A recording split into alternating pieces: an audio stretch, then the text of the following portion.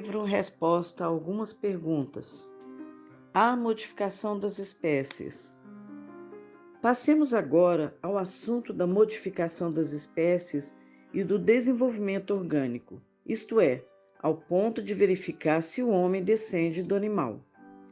Essa teoria encontrou aceitação no espírito de alguns filósofos europeus, de modo que agora é muito difícil fazer-se entender sua falsidade, mas futuramente será muito fácil, vindo os próprios filósofos europeus a perceber seu erro. Pois é, de fato, um erro evidente. Quando o homem contempla atentamente a criação, examina as condições dos seres e vê o estado, a organização e a perfeição do mundo, convence-se de que no reino do possível nada há mais maravilhoso que aquilo já existente. Pois todos os seres que existem, sejam terrestres ou celestiais, como também esse espaço ilimitado e tudo o que nele está, foram criados segundo a devida ordem e combinação, sendo dispostos e aperfeiçoados precisamente como deviam ser. O universo não tem imperfeição. Se todos os seres se tornassem pura inteligência e meditassem perpetuamente, ser-lhes-ia impossível imaginar algo melhor do que aquilo que existe. Se no passado a criação não fora adornada com a máxima perfeição, a existência teria sido imperfeita e sem sentido. A criação teria sido incompleta. Esse assunto deve ser considerado muito atenta e refletidamente. Por exemplo, imaginemos que o mundo da possibilidade, isto é, o mundo da existência, se assemelhasse, de modo geral, ao corpo humano.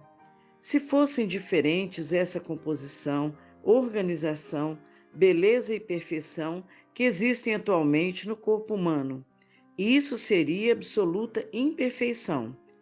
Ora, se imaginarmos um tempo em que o homem tenha pertencido ao mundo animal, sendo animal simplesmente, concluiremos ter sido imperfeita a sua existência. Noutros termos, não teria havido homem. O membro principal, correspondendo no corpo do mundo ao cérebro e mente do homem, teria faltado. O mundo assim teria sido absolutamente imperfeito. Evidentemente, pois, se houvesse um tempo em que o homem permanecesse estritamente no reino animal, a perfeição da existência seria destruída, pois o homem é o principal membro deste mundo e o corpo privado de seu membro principal seria certamente imperfeito. Dizemos ser o homem o membro supremo, porque entre as criaturas ele é a soma de todas as perfeições que existem. Ao falarmos em homem, queríamos nos referir ao ser perfeito, proeminente no mundo, que reúne em si as perfeições espirituais e visíveis, um verdadeiro sol entre os seres. Imaginemos um tempo em que o Sol não existisse, ou fosse apenas um planeta. Quanta desordem isso haveria de causar nas relações dos seres? Como podemos imaginar tal coisa? Para quem examina o mundo existente, o que já dissemos basta. A outra prova mais sutil. É fato conhecido ser composto de elementos cada um dessa infinidade de seres que habitam o mundo, quer seja homem, animal, vegetal ou mineral. Segundo a criação divina, essa perfeição inerente a todos os seres, sem dúvida, deriva da composição dos elementos, de sua combinação apropriada em quantidades proporcionais e também da maneira da sua composição e da influência dos outros seres, porque todos os seres estão ligados como os elos de uma corrente. E também o auxílio e influência recíprocos próprios das coisas são o que condicionam a existência, o desenvolvimento e o crescimento dos seres criados.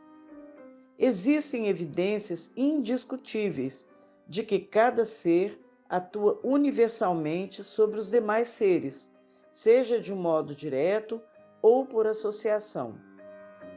Enfim, a perfeição de cada ser individual, a perfeição manifesta atualmente no homem ou nos outros seres, no tocante aos seus átomos, membros ou poderes, é devida à composição dos elementos, à sua medida, ao seu equilíbrio, ao método da sua combinação e à influência recíproca. Quando todos esses elementos se encontram reunidos, o homem existe. Desde que a perfeição do homem é devida inteiramente, pois, à composição dos átomos, os quais, por sua vez, compõem os elementos, dependendo de sua medida, do método de sua combinação e da influência e ação recíprocas dos diferentes seres, e desde que o homem, há 10.000 ou há 100.000 anos passados, foi feito desses elementos terrestres, na mesma medida e com o mesmo equilíbrio, pelo mesmo método de combinação e pela mesma influência dos outros seres, segue-se que o mesmo homem existiu, então exatamente como agora. Isto é claro e não merece discussão.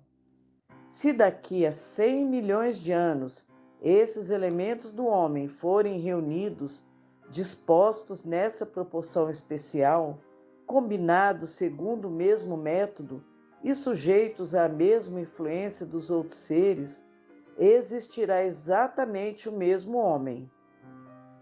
Por exemplo, se daqui a 100.000 anos houver querosene, fogo, um pavio, uma lâmpada, e quem a acenda, numa palavra, se houver todos os requisitos que agora existem, existirá exatamente a mesma lâmpada. Estes são fatos claros e concludentes, enquanto os argumentos usados por aqueles filósofos europeus apresentam provas duvidosas e não concludentes.